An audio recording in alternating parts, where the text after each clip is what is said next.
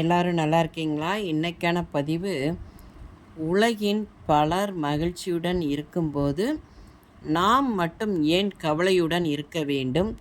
சோர்வு என்பது மனிதனை கொல்லும் நச்சு. திருவிக ஐயாவுடைய பொன்மொழிகளுங்க. அதாவது பார்த்திங்கன்னா, பல பேர் மகிழ்ச்சியாக இருக்காங்க.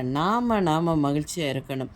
வாழ்க்கையில் பிரச்சனைகள், தோல்விகள், என்ன பிரச்சனைகள் வந்தாலும் சரிங்க, அதை அதை நம்ம முறியடிக்கணும் அப்படின்னா, நாம் மகிழ்ச்சியாக இருக்க நாம் உருவாக்கி கொள்ளணும் பார்த்துக்கோங்க. ஏன்னா அழுகிறதும் மகிழ்ச்சியாக சந்தோஷமாக இருக்கிறதும் நாம் உருவாக்குறது தான்.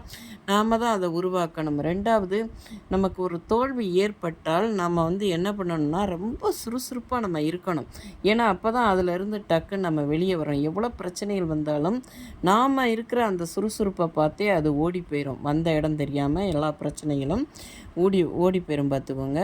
பொதுவாக ஒரு குட்டை இருக்குல்ல, குட்டைன்னு சொல்லுவாங்கள்ல, குழியில் தேங்கியிருக்க தண்ணி மாதிரி, அந்த குட்டையில் தேங்கியிருக்க தண்ணி மாதிரி அதே இடத்துல நம்ம சோர்ந்து போய் இருக்கக்கூடாது.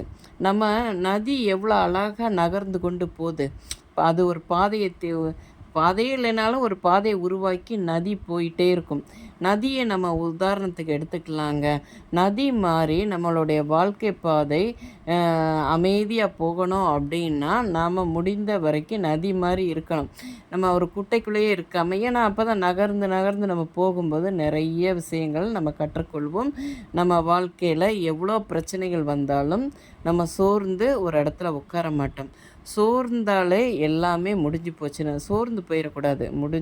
சோர்ந்து போனால் இப்போ எவ்வளோ பிரச்சனைகள் வந்தாலும் சோர்ந்து போயிட்டோம்னாலே எல்லாமே முடிஞ்சு போயிடும். அதனால் அந்த சோர்வுக்கு இடமே நம்ம கொடுக்கக்கூடாதுங்க. இந்த பதிவு உங்களுக்கு பிடிச்சிருந்தால் பார்வதி வீட்டு சமையலுக்கு ஆதரவு கொடுங்க. ஓம் சாய்ராம்.